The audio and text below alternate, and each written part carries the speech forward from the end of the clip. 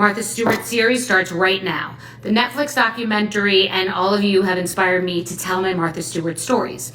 So I had a wheat, egg, and dairy-free cookie company, Bethenny Bakes, and I was broke and I was living in a studio apartment on 62nd and 1st, and I was out to dinner with a group of people. One of them was, I think Lizzie Grubman was there. You'll look her up. She got into a situation years ago. I've known her for 1,000 years, but she accidentally drove a Mercedes into a bunch of people in the Hamptons, and it was a massive scandal. She was on the cover of the Post every day. And one night I was out to dinner with her and her best friend Lance and a bunch of other people, my friend Scott and Connie, and they were talking about this show called The Apprentice.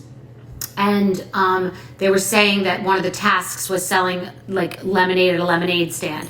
And I was like, I want to be on that show. And the guy Lance said, you're not going to get on that show. I'm going to get on that show. And I said, you mark my words, I'm going to get on that show. So someone said to me who was with us, they're accepting applications. So I was at a trade show selling my wheat, egg, and dairy-free Bethenny Bakes cookies, and my partner at the time, I said to him, go buy the smallest, cheapest camera. I don't know how to use one, but just record me. And so they recorded me just selling cookies, like hawking cookies at a trade show. And I got called, and I remember I went to Bloomingdale's and maxed my credit card because I had no money. I was broke. I lived in a studio apartment, and I bought this Missoni red blazer with a skirt that had red hearts and shoes that had a little heart open. And I went, and I was just all business. And I went to the Trump Hotel on the west side, like near Columbus Circle, and had an interview.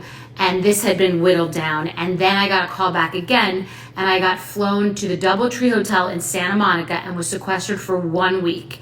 And you didn't know how many people were there. You weren't allowed to talk to anyone. You could not leave your hotel room all day except for 15 minutes for breakfast, 15 minutes for lunch, 15 minutes for dinner, with the exception of a psychological test and an IQ test. And I'm not sure if you talked to a therapist then. I think you did.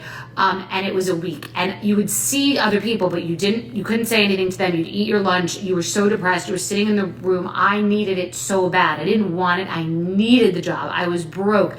And I would cry, and I would beg, and I would pray, and I would listen to songs. I remember listening to this Jessica Simpson song. You'll know the song. Every time I try, that, and then this Britney song. And so I knew that people started leaving the hotel, which meant people were getting sort of fired. And at the very end, you sat down and you met with Mark Burnett and other people, and you were counting. You knew there were only 16 people on the show, and really no one was there anymore. And so I was like, I'm gonna make it. And then they came to my room and said, we're having 18 people, you're the first alternate. And no one fell out, so I didn't make it. And it was torture. So I went to the Kentucky Derby, I had a good time, I met some people, and I just kept in touch with the producers. And I kept doing my Bethenny Bakes, wheat, egg, and dairy-free cookie company in my Bronco with a cracked windshield that I bought for $500 from my friend Louie, and I kept in touch with the producers. Part 2 soon. So I don't make The Apprentice. Now I'm still speaking to the producers, and they call me again. This time it's bigger. This time it's Martha Stewart. So it's Mark Burnett and Martha Stewart. Mark's going to produce a daytime talk show with her and The Apprentice with her.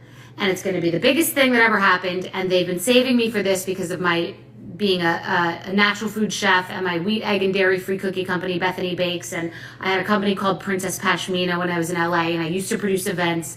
And so I'm going back to LA to be sequestered for a week at the DoubleTree Hotel again in Santa Monica, psychological testing, IQ testing, locked in your hotel, the same thing all over again.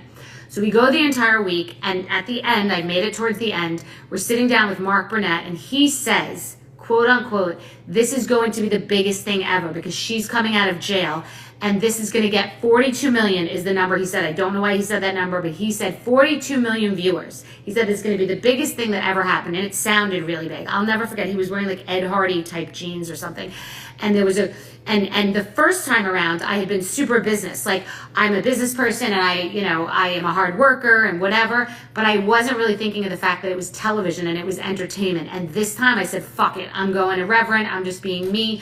And Mark Burnett said, why should it be you and not that girl? And I said, because she had the balls to wear a fake Marc Jacobs purse to this interview. I don't even know if it was fake. It looked fake. I don't know why I said that. Lo and behold, I get cast for the Martha Stewart Apprentice. They say, do not dispute one word on the contract. It is this thick. It doesn't matter what you think. You come after Mark Burnett, he will sue you. So don't even bother. Just sign the dotted line. Sign the dotted line. We're going to go to New York and we're doing the Martha Stewart Apprentice.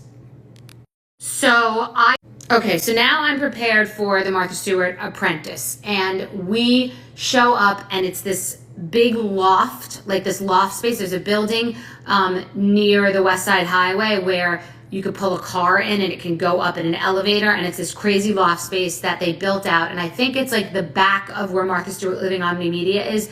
They've put a loft in the back. It doesn't matter where you were, because you could be like underground in the subway system. It's like not a real universe, and it's not like the Celebrity Apprentice where people have their phones or for sometimes or sleep in normal conditions. This was insane, okay? It was really insane. And no one runs a military operation like Mark Burnett. Like, it's a different story. It sort of trained me for reality TV in an entirely different way.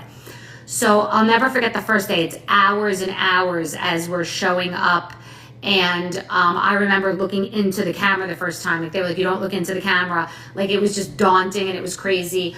And we get into the loft, and you sleep in spaces that are completely open. I'm not a good sleeper. And it's like there's no ceiling, and it's almost like cubbies, like almost like one of those like art projects where you can look down and see like everything, like a maze. And so you bring a sleep mask, and I got sleep medication before I went. It was so extreme and so intense, and like the cameras start and the game starts, and it's not like other reality TV where anything matters besides the game. And reality TV's changed since then. This is like old school Survivor type stuff where it's like warfare. So you're just very heightened, you're very activated, and let the games begin. So I am spinning my wheels too hard. I'm just freaking out.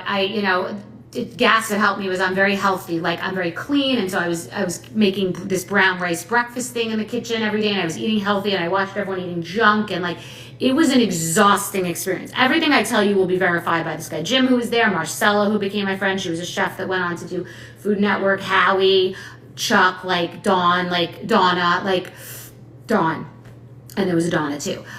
So it's a very intense experience. And I remember when I started to hit my stride, sometimes I get out of breath, and then I hit my stride and I started to win tasks.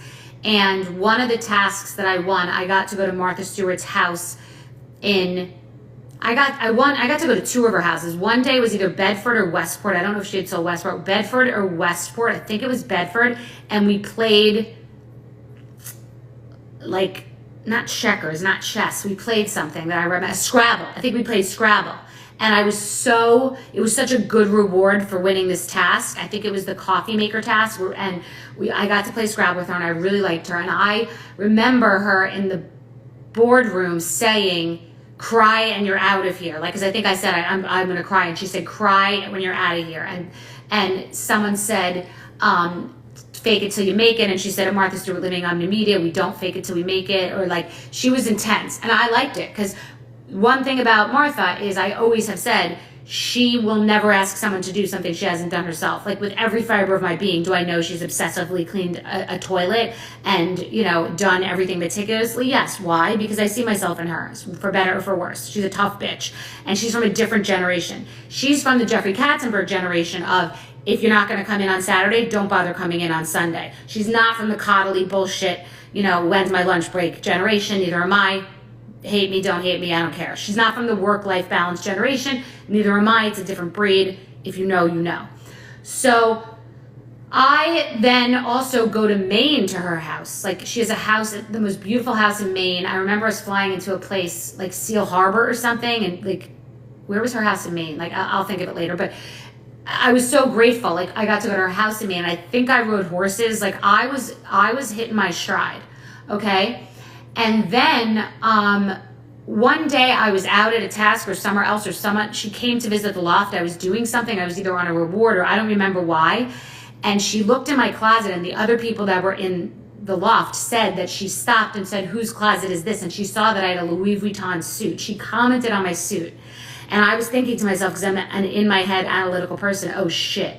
Because someone had bought that for me. And I'm like, shit. She's not going to want to give the job to the girl who has the Louis Vuitton suit. So that was like in my head, one strike against me. And I wouldn't say that to you if they hadn't said that. She mentioned it. She called it out. I was like, shit. So we keep going and we go towards the end. And it doesn't really matter whether I won or didn't win the last task. I for all intents and purposes, did win the last task based on, I think, there was something quantitative about it, and we did win that. And it just felt like in the moment we had won, and it doesn't really matter because coming in second is great, but there was something that shifted. And in between that final task where I was a wreck and I thought I got it and I didn't know and it meant everything to me, there was going to be a lag, a time between that and when they were going to produce the whole show, edit the whole show, and then they were going to do a live finale. So there were going to be months between. And every time someone gets fired, they go home to what we would call the Ponderosa. So everybody that would get fired from week one has to go sit in some like purgatory apartment and talk to a therapist so they don't off themselves, and like waiting until the end. And I never went to the Ponderosa, and neither did the girl Donna. And I remember the therapist saying, you know, at the end you'll end up going to the Ponderosa, and I was like, I'll never be there. I just knew I was going all the way. I'm a killer. I was going all the way, no matter what. If I had to kill somebody. Next part soon.